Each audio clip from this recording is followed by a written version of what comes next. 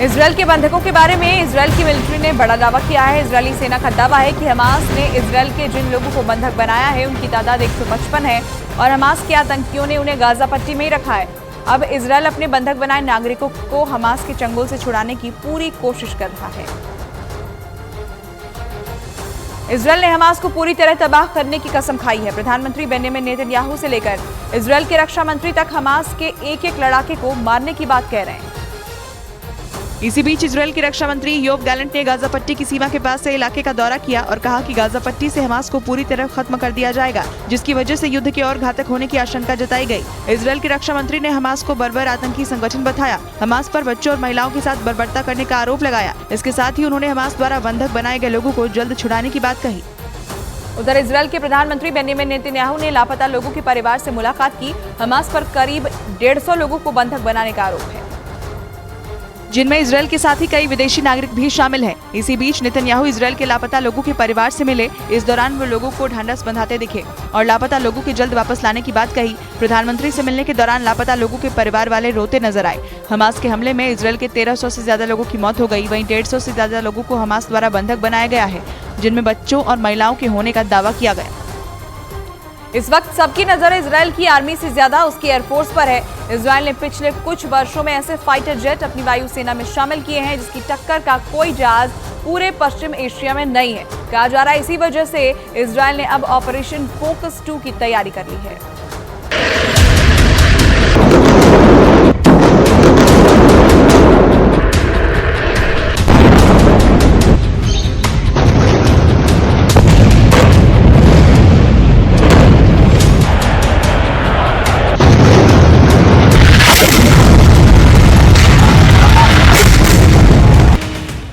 घंटे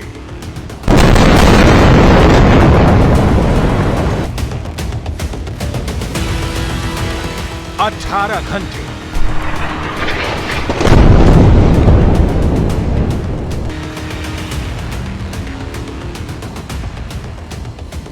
24 घंटे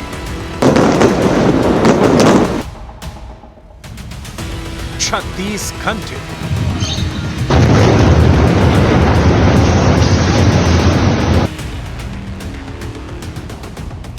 48 घंटे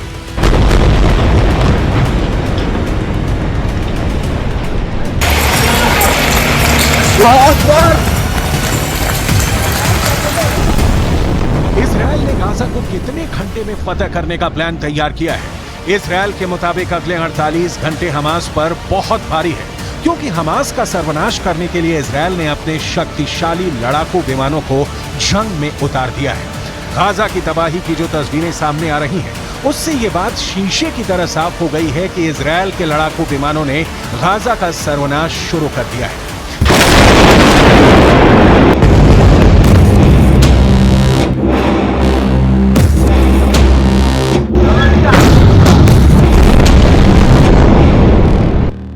हमास का सर्वनाश वीडियो नंबर 1।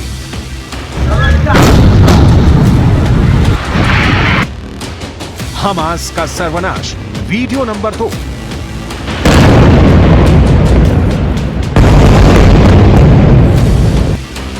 हमास का सर्वनाश वीडियो नंबर 3। हमास का सर्वनाश वीडियो नंबर 4।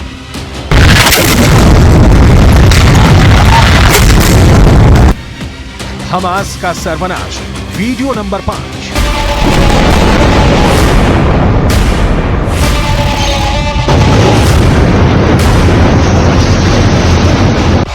ये 5 वीडियो तो बस बानगी है। इजरायल के लड़ाकू विमान लगातार गाजा पर कहर बरपा रहे हैं।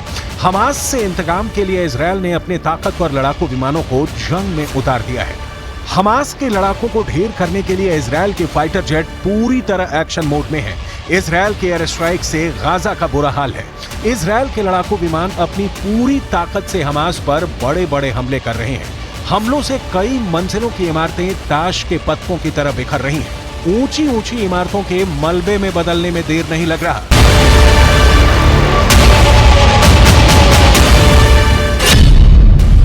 इजरायल एयरफोर्स के मुताबिक पिछले 20 घंटों में 2400 से अधिक हमास के ठिकानों पर एयर स्ट्राइक की गई है। इस एयर स्ट्राइक में इजरायल की तरफ से 2000 टन बम गिराए गए हैं।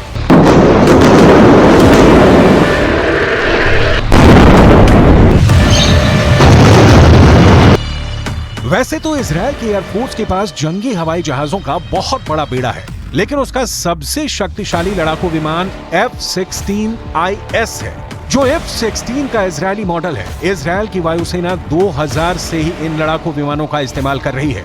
इन 23 वर्षों में इजरायल के पायलट को F-16 से दुश्मन देश को मलबे में बदलने की महारत हासिल कर ली है। F-16 की गिनती दुनिया के सबसे सुरक्षित और भरोसेमंद लड़ाकू विमानों में होती है। और इधर जंग के बीच इजरायल के राष्ट्रपति इसाक हर्जोग ने किबुत्ज बेरी का दौरा किया। फिलिस्तीन के कट्टरपंथी संगठन हमास के लड़ाकों ने वहां सबसे ज्यादा कत्लेआम मचाया था। और हवाई हमले के साथ बड़ी संख्या में हमास के लड़ाके गाजा के बॉर्डर से लगने वाले इजरायल के कई इलाकों में दाखिल हो गए थे। उसी दिन दक्षिणी इजरायल के किबुत्ज बेरी इलाके में जमकर तबाही मचाई थी। इजरायल के राष्ट्रपति इसाक हर्जोग ने उन इलाकों का दौरा किया जहां हमास के लड़ाकों ने सबसे ज्यादा नुकसान पहुंचाया। उन्होंने इजरायल की सेना के अधिकारियों से बात कर उन लोगों की हर संभव मदद करने के निर्देश भी दिए। इजरायल ने आरोप लगाया था कि किबुत्ज बेरी इलाके में लड़ाकों ने घरों में घुसकर बड़ी संख्या में लोगों को मौत की घाट उतार दिया था। बाद में उन्होंने कई घरों को आग के हवाले कर दिया था। जॉर्डन दौरे के बाद अमेरिका के विदेश मंत्री एंटनी ब्लिंकन मिस्र पहुंच गए, जहां उन्होंने वहां के राष्ट्रपति अब्देल फतेह अल सीसी से मुलाकात की। माना जा रहा है कि कई मुस्लिम देश फिलिस्तीन के समर्थन में खड़े हैं, इसलिए एंटनी ब्लिंकन मुस्लिम देशों को इजरायल के साथ लाने की कोशिश में जुट गए। और इजरायल के पड़ोसी देश मिस्र भी पहुंच गए, जहां उन्होंने वहां के राष्ट्रपति अब्देल फतेह अल सीसी से मुलाकात की। हालांकि पहले एंटनी ब्लिंकन का दौरा सिर्फ इजरायल और जॉर्डन का ही था, लेकिन इजरायल जंग ने अमेरिका को ऐसी स्थिति में डाल दिया कि वहां के विदेश मंत्री एंटनी ब्लिंकन ने पश्चिम एशिया में अपना अब तक का सबसे बड़ा दौरा शुरू कर दिया, जिससे इन देशों को इजरायल के साथ खड़ा किया जा सके। क्योंकि इजरायल मिस्र, जॉर्डन, सीरिया और लेबनान जैसे मुस्लिम पड़ोसी देशों से घिरा है, इसलिए अमेरिका को इस बात का डर सता रहा है कि इजरायल का युद्ध कहीं उसके आसपास के देशों में न फैल जाए। इसी वजह से विदेश मंत्री इजरायल के लिए समर्थन जुटाने के लिए मुस्लिम देशों को मनाने निकल पड़े।